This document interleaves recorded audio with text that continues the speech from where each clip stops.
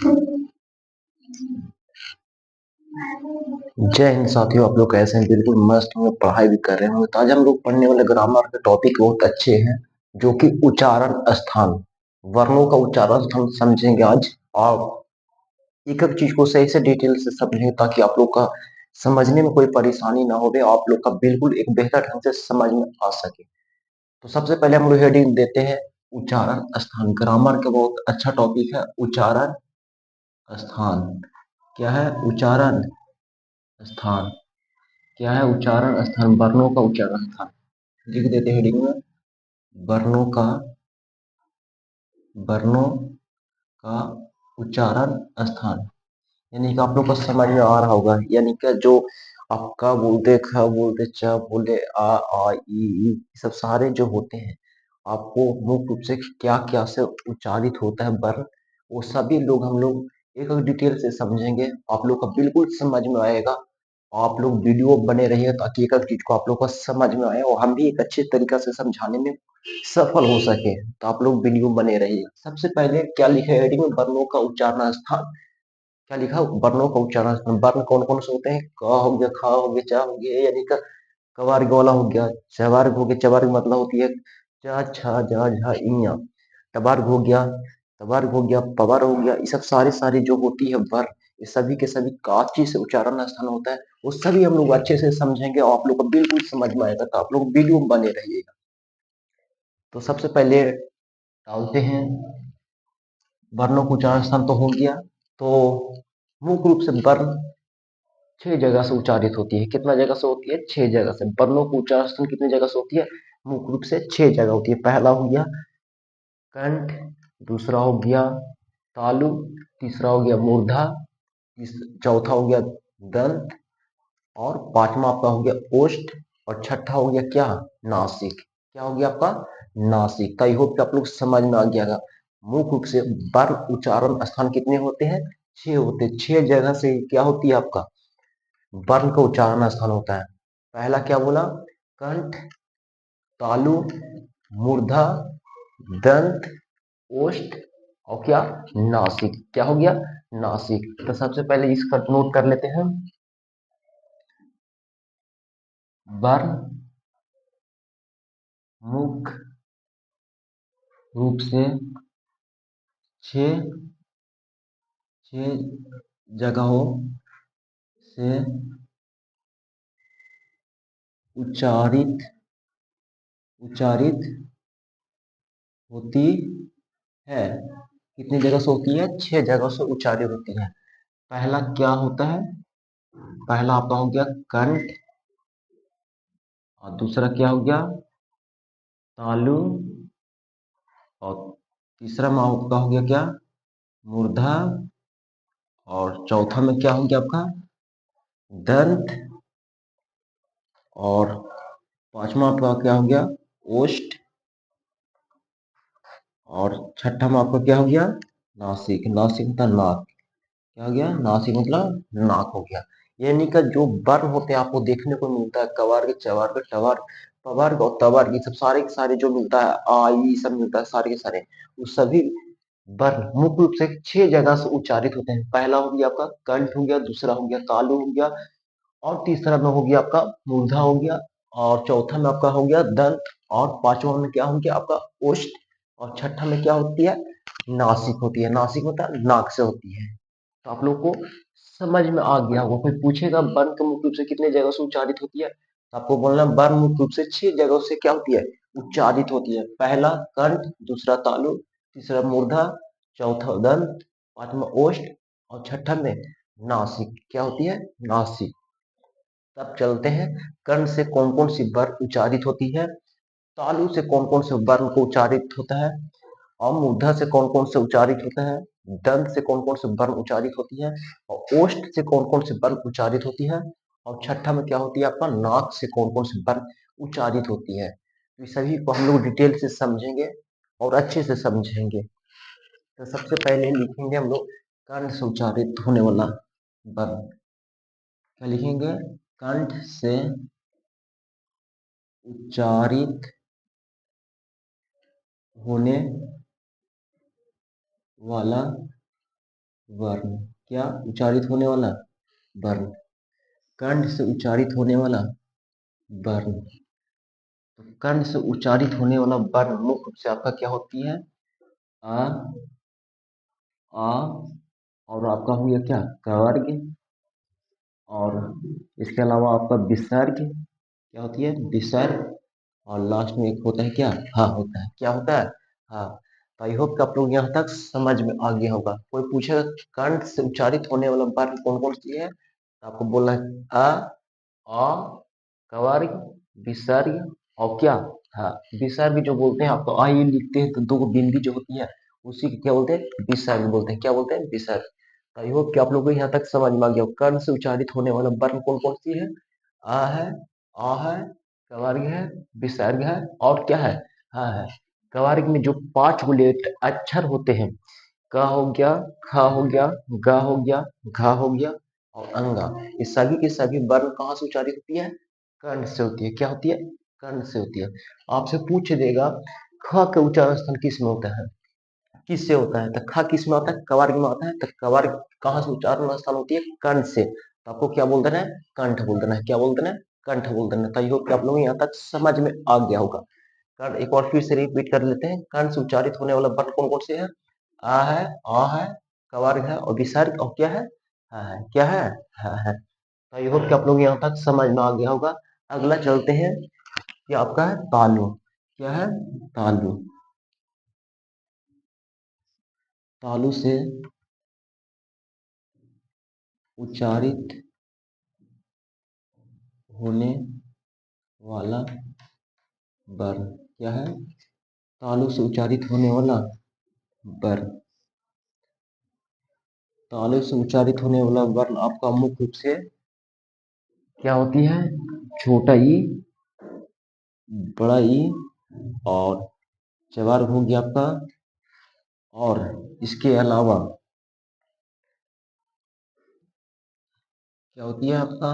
एक लास्ट में आप ले लीजिए, चवार हो गया, यस होता है। क्या होता है? यस। क्या होती है? यस मतलब या और स। क्या होती है? या और स। यानी कि आपसे पूछेगा कोई तालु से उच्चारित होने वाला वर्ण कौन कौन सी है, तो आपको बोलना है छोटा ई, बड़ा ई, चवार्ग। चवार्ग में जो भी 5 लेटर आते हैं वो सभी के सभी क्या है? तालु से उच्चारित होंगे। क्या होंगे? तालु से उच्चारित। यानी कि च, छ, ज, झ, ञ सभी के सभी कहाँ से उच्चारित होंगे? तालु से होंगे। तो इसके अलावा या होता है और तलावी से वाला स होता है। क्या होता है? तलावी से वाला स होता है। ये सब सारे सारे कहाँ से उच्चारित होते हैं? तालु से होते हैं। क्या होते हैं? तालु से उच्चारित होते हैं। तो आई होप कि आप लोग यहाँ तक समझ में आ गया होगा। कर्ण से उच्चारित होने वाला वर्ण कौन कौन से है? आ है, आ है, कवर्ग है, विसर्ग और हाँ। कवर्ग में जो भी 5 लेटर होते हैं सभी के सभी कहाँ से उच्चारित होते हैं? कर्ण से। तालु से उच्चारित होने वाला वर्ण कौन कौन से है? छोटा ई, बड़ा ई, चवर्ग में जो भी 5 लेटर आते हैं अक्षर वो सभी के सभी तालु से होते हैं। उसके अलावा या और तलावी से अवस्था क्या होती है? तालु से उच्चारित होती है। क्या होती है? तालु से उच्चारित होती है। तो आपको दो मुख्य रूप से याद होंगे, कर्ण से उच्चारित होने वाला वर्ण कौन कौन सी है, तालु से उच्चारित होने वाला वर्ण कौन कौन सी है। एक अगला होता है आपका, एक अगला आपका होती है मूर्धा। क्या होती है? मूर्धा। मूर्धा से उच्चारित होने वाला वर्ण क्या होती है? वर्ण।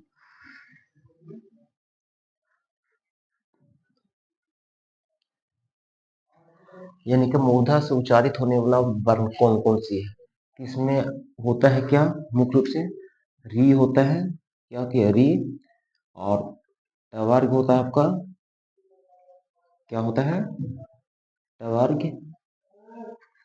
और इसके बाद यह होती है क्या? र। और ये वाला सा होता है। क्या होता है? मतलब मूर्धांती वाला सा होता है। क्या होता है? मूर्धांती वाला सा होता है। आई होप कि आप लोग यहाँ तक समझ में आ गया होगा। कोई पूछेगा आपसे कि मूर्धा से उच्चारित होने वाला वर्ण कौन कौन सी है, तो री है, टवर्ग। टवर्ग में जो भी समय 5 लेटर आता है ट, ठ, ड, ढ, टवर्गिना, वो सभी के सभी कहाँ से उच्चारित होती है? मूर्धा से होती है। क्या होती है? मूर्धा से। उसके अलावा र होती है कहाँ से? मूर्धा से उच्चारित होती है। उसके बाद स कहाँ से होती है? मूर्धा से होती है। ये वाला जब सा बोलेगा तो तालु से, जब ये सा पूछेगा तो क्या से मूर्धा से होती है, क्या होती है मूर्धा से होती है। तो आई होप कि आप लोग यहाँ तक समझ में आ गया होगा। अब चौथा में क्या लिखा हुआ है, दंत, क्या लिखा हुआ है, दंत। दंत से उच्चारित होने वाला वर्ण, क्या होती है, दंत से उच्चारित होने वाला वर्ण कौन कौन से है, दंत से उच्चारित होने वाला वर्ण कौन कौन सी है। तो सबसे पहला आपका होता है, क्या होता है, तवर्ग, क्या होती है तवर्ग, और ला और सा होती है, क्या होती है ला और सा होती है, क्या होती है ला और सा होती है। तो आई होप कि आप लोग यहाँ तक समझ में आ गया होगा। तवर्ग से उच्चारित होने वाला वर्ण कौन कौन सी है, सॉरी, दंत से उच्चारित होने वाला वर्ण कौन कौन सी है, तवर्ग हो गया, और ला और सा, या और सा है, इरा और सा है, और इला और सा है। यानी कि ला से बोलेगा, ला की उच्चारण कहाँ से होती है, दंत से। सा की उच्चारण कहाँ से होती है, दंत से। जब ई सा पूछेगा तो मूर्धा से, जब ई सा पूछेगा तो तालु से बोलना है, क्या बोलना है, तालु से बोलना है। तो आई होप कि यहाँ तक आपको समझ में आ गया होगा। एक होता है पांचवा में आपका क्या है, ओष्ठ, क्या होती है ओष्ठ। ओष्ठ से उच्चारित होने वाला वर्ण, क्या, ओष्ठ से उच्चारित होने वाला वर्ण। ओष्ठ से उच्चारित होने वाला वर्ण आपका क्या होती है, पवार हो गया। पहला क्या था, कवर्ग, दूसरा क्या था चवर्ग, तीसरा क्या था टवर्ग, और चौथा क्या था तवर्ग, और पांचवा क्या होती है पवार्ग, क्या होती है पवार्ग, पवार्ग। और लास्ट में आपका छोटा ऊ और बड़ा ऊ, क्या होती है छोटा ऊ और बड़ा ऊ, क्या कहाँ से होती है, ओष्ठ से होती है, कहाँ से होती है, ओष्ठ से होती है। तो आई होप कि आप लोग यहाँ तक समझ में आ गया होगा। यानी क्या कोई पूछेगा कंठ से उच्चारित होने वाला वर्ण कौन कौन सी है, तो आ है, आ है, कवर्ग है, विसर्ग है, और क्या है, हाँ है। तालु से उच्चारित होने वाला वर्ण कौन कौन सी है, छोटा ई, बड़ा ई, चवर्ग, या और स। मूर्धा से उच्चारित होने वाला वर्ण कौन कौन सी है, री हो गया, पर टवर्ग हो गया, रा हो गया, और स हो गया, क्या हो गया, स हो गया। दंत से उच्चारित होने वाला वर्ण कौन कौन सी है, तवार हो गया। तवार में जो तवार जब बोला तो तवार में जितने भी 5 लेटर आते हैं, ता था दा धा ना, वो सभी के सभी कहाँ से होती है, दंत से होती है, क्या होती है दंत से। और ओष्ठ से उच्चारित होने वाला वर्ण कौन सी है, पवार। पर में 5 लेटर जो पा फा वा भा मा, जो सभी के सभी कहाँ से होती है, ओष्ठ से होती है। और इसके अलावा छोटा ऊ ओष्ठ से, और बड़ा ऊ ओष्ठ से होती है, कहाँ से होती है, ओष्ठ से होती है। तो आई होप कि आप लोग यहाँ तक समझ में आ गया होगा। एक बच्चा आपका क्या, छठा में नासिक, क्या हो गया नासिक, क्या हो गया आपका नासिक। छठा में लिख लेते हैं यहाँ पे, नासिक से उच्चारित होने वाला वर्ण, कहते हैं उच्चारित होने वाला वर्ण कौन से, उच्चारित होने वाला वर्ण। उच्चारित होने वाला वर्ण ये है आपका, जो कवर्ग बोलते हैं, चवर्ग, टवर्ग, तवर्ग और पवर्ग। सभी वर्ग के पांचवा जो लेटर होती है वो सभी क्या होती है, नासिक वर्ण होती है, क्या होती है नासिक, यानी कि नाक से उच्चारण होती है, कहाँ से होती है, नाक से होती है। कंप्लीट हो गया होगा। नासिक से उच्चारण होने वाला वर्ण कौन से होते हैं, नासिक वर्ण बोला जाता है, क्या बोला जाता है, नासिक वर्ण। और प्रत्येक वर्ग का पांचवा अक्षर क्या होती है, नासिक वर्ण होती है, क्या होती है, नासिक वर्ण होती है। जैसे में आपका क्या हो गया, का का अंगा होती है, और चौथा टवरगिना, टवरगिना, और उसके बाद तथा ना, और पफवा मा हो गया आपका। और एक होती है, क्या होती है, जैसे टवरगिना, एक टवरगिना ले लीजिए। ये सब सारी की सारी कहाँ से उच्चारण होती है, नाक से होती है, क्या होती है, नासिक से होती है, क्या होती है, क्या होती है, नासिक से होती है, क्या से, नासिक। तो होप कि आप लोग समझ में आ गया। हम बोलेंगे इसका नासिक बोल सकते हैं या अनुनासिक भी बोल सकते हैं, कोई दिक्कत ना होगा। लिख देते हैं आपको अनुनासिक, अनुनासिक वर्ण से उच्चारित होने वाला वर्ण कौन कौन से है। तब बोलेंगे अनुनासिक वर्णों की संख्या कितनी होती है, 5 होती है, 1 2 3 4 5। आई होप कि आप लोग यहाँ तक समझ में आ गया होगा। कोई पूछेगा, फिर से रिकॉल कर लेते हैं एक बार। वर्ण के मुख्य रूप से 6 जगहों से उच्चारित होती है। कितने जगह से होती है? वर्ण मुख्य रूप से 6 जगह से उच्चारित होती है। पहला होती है कंठ होती है, दूसरा होती है तालु होती है, तीसरा में होती है आपका मूर्धा होती है, और चौथा में क्या होती है? दंत होती है, और पांचवा में ओष्ठ होता है, और छठा में क्या होती है? नासिक या अनुनासिक बोल सकते हैं, बात सेम है। कर्ण से उच्चारित होने वाला वर्ण कौन कौन सी आपका हो गया? आ हो गया, आ हो गया। कबार में जो भी 5 लेटर है वो सारे के सारे कहाँ से होगा? कर्ण से होगा। उसके बाद विसर्ग हो गया, उसके बाद क्या होती है? हा की उच्चारण कहाँ से होती है? कर्ण से होती है। कहाँ से होती है? कर्ण से होती है। तालु से उच्चारित होने वाला वर्ण कौन कौन सी है? छोटा वाला ई, बड़ा वाला ई, चवार्ग हो गया। चवार्ग में जो आपका 5 लेटर है च, छ, ज, झ, इय, जो सारे के सारे लेटर कहाँ से होगा? तालु से होगा। क्या होगा? तालु से हो गया। उसके अलावा या होती है, और ये वाला तलावी सा वाला क्या होती है? तालु से होती है। यानी कि ए सा पूछेगा तो तालु से। आपको याद रखना है तीनों सा है, लेकिन ई सा पूछेगा तो तालु से, जब ए सा पूछेगा तो मूर्धा से, और जब ई सा पूछेगा तो दंत से होती है। क्या होती है? दंत से होती है। और अगला क्या होती है? दंत मूर्धा से उच्चारित होने वाला वर्ण कौन कौन सा हो गया? आपका री हो गया, टवार्ग हो गया। टवार्ग में जो 5 लेटर आते हैं ट, ठ, ड, ढ, टवर्ग गिरा, वो सभी की सभी कहाँ से होती है? मूर्धा से होती है। इसके अलावा रा की उच्चारण कहाँ से होती है? मूर्धा से। और ये वाला सा की उच्चारण कहाँ से होती है? मूर्धा से होती है। क्या होती है? मूर्धा से। तो आई होप कि आप लोग यहाँ तक समझ गए होंगे। दंत से उच्चारित होने वाला वर्ण कौन कौन सी है? दंत यानी कि दांत से उच्चारित दांत को उसका सहायता लेनी पड़ती है उच्चारण स्थान में वर्ण का। कौन कौन सी है?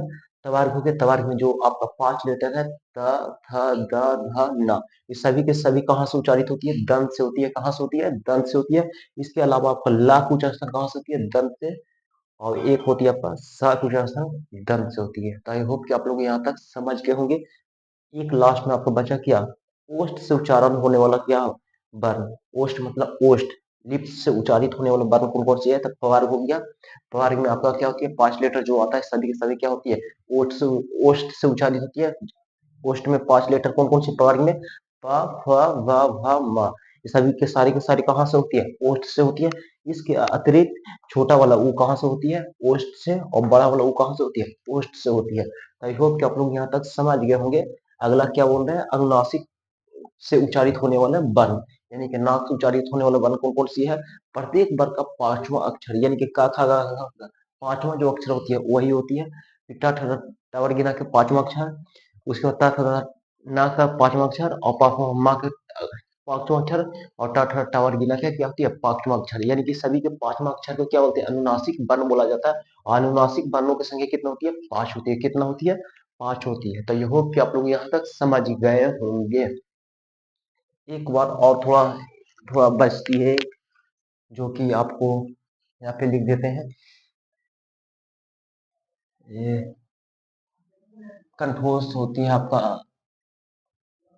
कंठ तलावे होती है। कंठ तलावे, कंठ तलावे, तलावे। और दूसरा होती है क्या? कंठोष, कंठोष, ठोस, कंठोक्ष। और तीसरा में आपका हो गया क्या? दंतोष्ठ, दंतोष्ठ, दंतोष्ठ। दंत और ओष्ठ से बोलने वाला कौन कौन सी वर्ण है? कहने का अर्थात है तीनों में कि कंठ तलावे मतलब होता है कंठ और तालु, जिस वर्ण का उच्चारण में, जिस वर्ण के उच्चारण में कंठ की भी जरूरत पड़े और तालु की भी जरूरत पड़े, उसे क्या बोलते हैं? कंठ तलावे बोलते हैं। क्या बोलते हैं? कंठ तलावे। तो आई होप कि आप लोग समझ में आ गया हो। कंठ तलावे यानी कि इसमें दो है, कंठ और तालु। जिस वर्ण के उच्चारण में कंठ और तालु को पड़े जरूरत, उसे कंठ तलावे बोलते हैं। कंठोष मतलब कंठ और ओष्ठ दोनों को जिस वर्ण के उच्चारण में सहायता लेनी पड़ती है, उसे क्या बोलते हैं? कंठोष्ठ बोलते हैं। क्या बोलते हैं? कंठोष्ठ बोलते हैं। आई होप कि आप लोग को यहाँ तक समझ में आ गया। कंठोष्ठ किसे बोलेंगे? जिस वर्ण के उच्चारण में कंठ और ओष्ठ का जरूरत पड़ती है उसे क्या बोलते हैं? कंठोष्ठ बोलते हैं। और दंतोष्ठ यानी कि जिस वर्ण के उच्चारण में दंत और ओष्ठ दोनों को जरूरत पड़ती है उसे क्या बोलते हैं? दंतोष्ठ बोलते हैं। क्या बोलते हैं? दंतोष्ठ बोलते हैं। तो आई होप कि आप लोगों को यहाँ तक समझ में आ गया होगा। तो कौन कौन सी वर्ण है जो कंठ तलावे होंगे, जो कंठ और तालु से बोला जाता है? तो आपका छोटा वाला ए और बड़ा वाला ए। क्या होती है? छोटा वाला ए और बड़ा वाला ए। और कंठोष्ठ में छोटा वाला ओ और बड़ा वाला अ होती है। क्या होती है? बड़ा वाला अ। और दंठोष्ठ में क्या होती है? वा होती है। क्या होती है? वा होती है। तो आई होप कि आप लोग यहाँ तक समझ में आ गया होगा। कंठ तलावे के वर्ण कौन कौन सी है? ए, छोटा वाला ए और बड़ा वाला ए। कंठोष्ठ मतलब जो कंठ ओष्ठ से बोलने वाला वर्ण है उसे क्या बोलते हैं? कंठोष्ठ बोलते हैं। इसमें क्या होती है? छोटा वाला ओ और बड़ा वाला औ होती है। दंतोष्ठ में जिसमें जिस वर्ण के उच्चारण में दंत ओष्ठ के दोनों को जरूरत पड़ती है उसे क्या बोलते हैं? दंतोष्ठ बोलते हैं। दंतोष्ठ में आपका क्या होती है? व की जरूरत पड़ती है। क्या होती है? बा आता है। क्या होता है? बा आता है। तो आई होप कि आप लोगों को यहाँ तक समझ में आ गया होगा।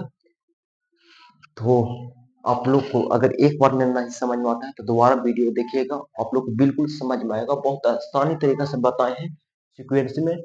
बार बार समझने की कोशिश करिएगा तो बिल्कुल समझ में आएगा। और ये अच्छा खासा वेटेज रखता है बिहार बोर्ड में पूछने का ना, 10वीं हो जाए या 12वीं हो जाए, दोनों में अच्छा खासा पूछता है, तो आपको याद रखना ही पड़ेगा। तो जब तक जाते जाते एक शायरी हो जाए कि परों के खोल जमाना उड़ा देखता है, परों के खोल जमाना उड़ा देखता है, जमीन पर बैठ के क्या आसमां देखता है। तो आपको फतेह हासिल करना होगा तो मेहनत करना पड़ेगा, रात को रात नहीं, दिन को दिन नहीं समझना पड़ेगा। यानी कि आपको हमेशा डेडिकेशन होनी चाहिए, आपके माइंड में हमेशा एक पॉजिटिव थॉट होनी चाहिए, ना कि नेगेटिव। नेगेटिव थॉट रखिएगा तो आप विनाश की ओर जाइएगा, लेकिन पॉजिटिव थॉट रखिएगा तो आप विकास की ओर प्रवृत्ति करिएगा और एक अच्छे इंसान बनिएगा। तो आप ही हाथों में है कि आप क्या बनना चाहते हैं। तो इसी बातों को, अपनी वाणी को विराम देता हूँ। जब तक के लिए जय हिंद, जय भारत। अगली क्लास में मिल लेंगे फिर से।